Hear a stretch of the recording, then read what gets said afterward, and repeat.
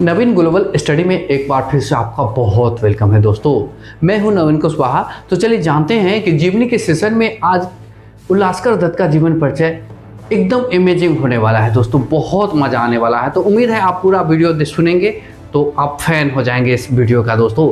तो चलिए जानते हैं कि उल्लासकर दत्त ने जीवन में क्या कुछ खास किया था, कैसे भारतीय स्वतंत्रता संग्राम में अपना नाम अमर किया था दोस्तों। तो दोस्तों ये हैं उल्लासकर दत्त। दोस्तों उल्लासकर दत्त के पिता द्विजराम दत्त बंगाल में कालीकच्छ गांव के बासिंदे थे। यह गांव तब ब्राह्मणबाड़ी थाने में आता था। उनका परिवार गौपालन व दुग्ध व्यवसाय करता था दोस्तों। उल्लासकर दत्त विद्या अर्जन के उद्देश्य से तब हावड़ा जिले के शिवपुर गांव में निवास कर रहे थे।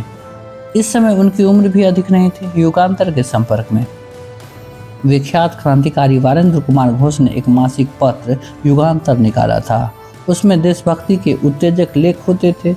उन लेखों से प्रभावित होकर ही उल्लासकर दत्त वारेंद्र घोष को तलाशते हुए उनसे मिलने आए और क्रांतिकारी दल में शामिल हो गए दोस्तों। बम निर्माण का दायित्व उल्लासकर दत्त ने संभाल लिया।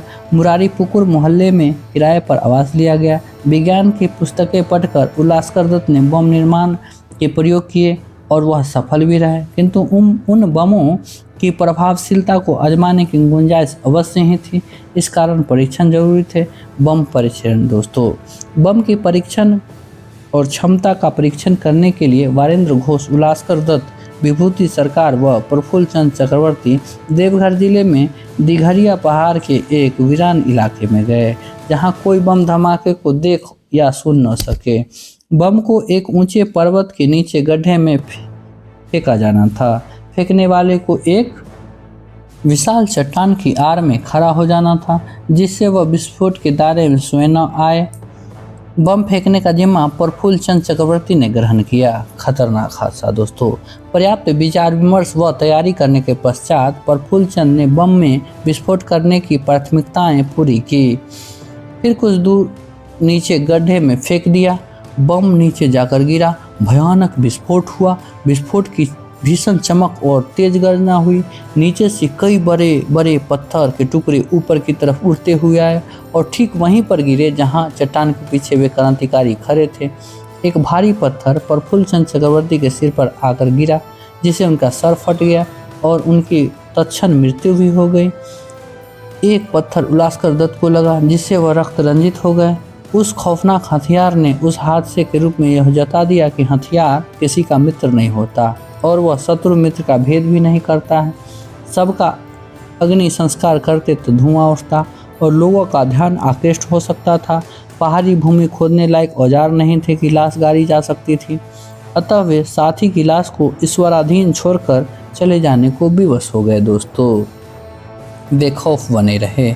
बेशक वह हादसा किसी सामान्य दिल गुर्दे वाले को हिला कर रख देता, किंतु देश पर मर मिटने की भावना रखने वाले उल्लासकर दत्त को इस तजुर्बे ने आतंकित नहीं किया दोस्तों। अन्य कोई शख्स होता तो जिंदगी बच जाने के लिए ईश्वर का शुक्रिया अदा करता, वह आगे के लिए प्रण करता कि ऐसे जोखिम भरे कार्य से दूर ही रहेगा। लेकिन उल्लासकर दत्त ने महज इतना सबक लिया कि खतरनाक विस्फोटों का कोई भी उपयोग करते समय आगे से ज़्यादा सतर्कता बरतने की आवश्यकता के उपाय किए जाएंगे। बम निर्माण, फिर उसका परीक्षण और फिर उसका उपयोग करने से परहेज नहीं किया जाएगा। हकीकत यह थी कि उल्लासकर दत्त ने उन हेमचंद्र दास से बम बनाना सीखा, जो सीखने के लिए अपनी तमाम मलकियत बेचकर पेरिस चले गए और बम निर्माण कला सीखकर आए थे, और अब वे ज़्यादा शक्तिशाली एवं विश्वसनीय बम बनाने में सिद्धहस्त हो चुके थे। इस प्रकार भय से कोसों दूर रहते हुए उल्लासकर दत्त ने अपने साथी क्रांतिकारियों के साथ मिलकर कई क्रांतिकारी कार्यों को अंजाम दिया। जर्मनी को धूल चटाने वाले अंग्रेज कौम को उन्होंने हिंदुस्तान में यह एहसास करवा दिया था कि क्रांतिकारियों के हमले से बच पाना उनके लिए भी संभव नहीं है और ज़्यादा समय तक वे हिंदुस्तान को गुलाम बनाए रखने की स्थिति में नहीं रह सकेंगे। एक और बम विस्फोट दोस्तों। क्रांतिकारियों ने सन 1907 के अक्टूबर माह में यह तय किया कि बंगाल के lieutenant governor sir Andrew Fraser की रेलगाड़ी को बम से उड़ा दिया जाए। इस कार्य को पूर्ण करने का जिम्मा वारेंद्र कुमार घोष, उल्लासकर दत्त, नरेंद्र गोस्वामी ने लिया। गवर्नर फ्रेजर कोलकाता से रांची जाने वाला था। योजना यह बनी कि फ्रेजर की रेलगाड़ी पथ पर आने से पहले बम को उस रेल की पटरी के अंदर लगा दिया जाएगा और जब रेलगाड़ी क्रॉस करेगी तो उसमें भयानक विस्फोट होगा और रेल दुर्घटना में फ्रेजर की मौत हो जाएगी। सही वक्त पर उलास्कर दत्त बम रखने पटरी पर गए, किंतु उस वक्त कुछ लोगों को उन्होंने रेल पथ के साथ बनी पगडंडी पर आते हुए देखा। इस वजह से वह बम वहां नहीं रख सके। रेलगाड़ी निकल गई और फ्रेजर साहब बच गया, किंतु क्रांतिकारियों का इरादा कमजोर नहीं पड़ा। कुछ समय बाद एंड्रू फ्रेजर की रेलगाड़ी को उड़ाने का पुनः प्रयास किया गया। इस बार उलास्कर दत्त ने बम पटरी के नीचे जमा भी दिया, किंतु एंड्रू फ्रेजर के सितारे बुलंद थे। उस दिन उस रेलगाड़ी द्वारा उसने सफर ही नहीं किया। सन 1907 के दिसंबर महीने के प्रथम सप्ताह में सूचना मिली कि एंड्रू फ्रेजर खड़गपुर आने वाला है। 6 दिसंबर को रात्रि में खड़गपुर के पास गवर्नर की एक रेलगाड़ी में विस्फोट करने का एक और प्रयास किया गया। इस दफा टोली में वीरेंद्र कुमार घोष के साथ प्रफुल्ल चाकी व विभूति सरकार भी थे। जो बम ये लोग ले गए थे वह उलास्कर दत्त द्वारा निर्मित था और शक्तिशाली भी था। रेल पथ के नीचे नारायणगढ़ से कुछ दूरी पर डायनामाइट से भरा बम रात्रि में 11 बजे सही तरीके से रख दिया गया।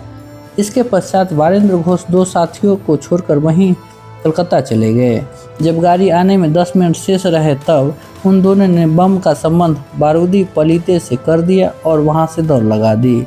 10 मिनट के पश्चात उन्होंने विस्फोट की भयंकर गर्जना सुनी।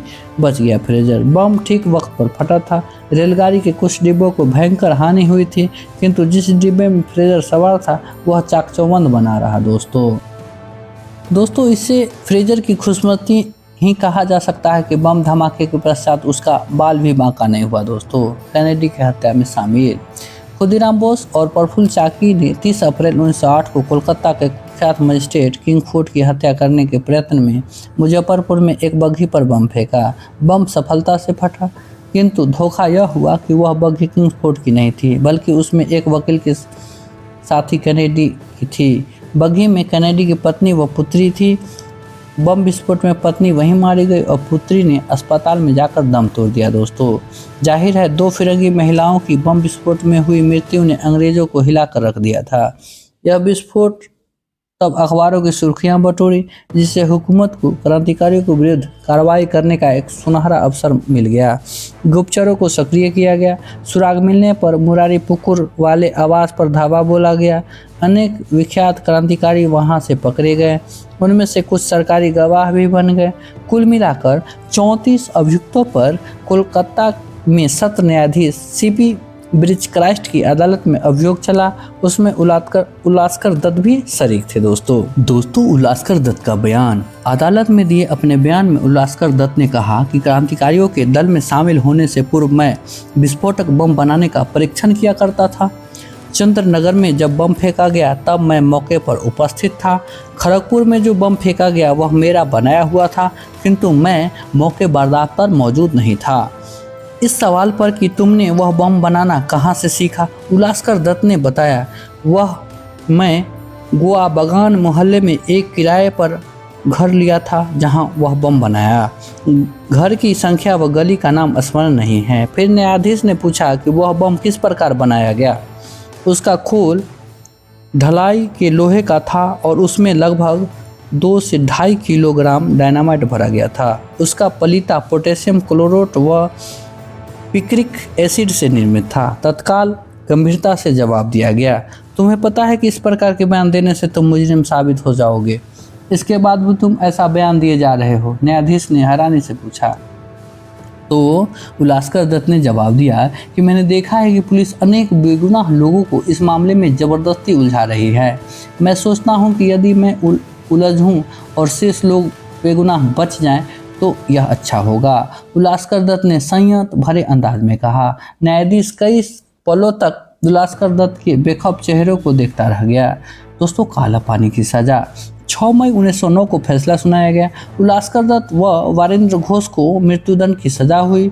उच्च न्यायालय में अर्जी देने पर वह घटाकर ताउम्र कैद कर दी गई। उन्हें अंडमान की कुख्यात जेल में रखा गया।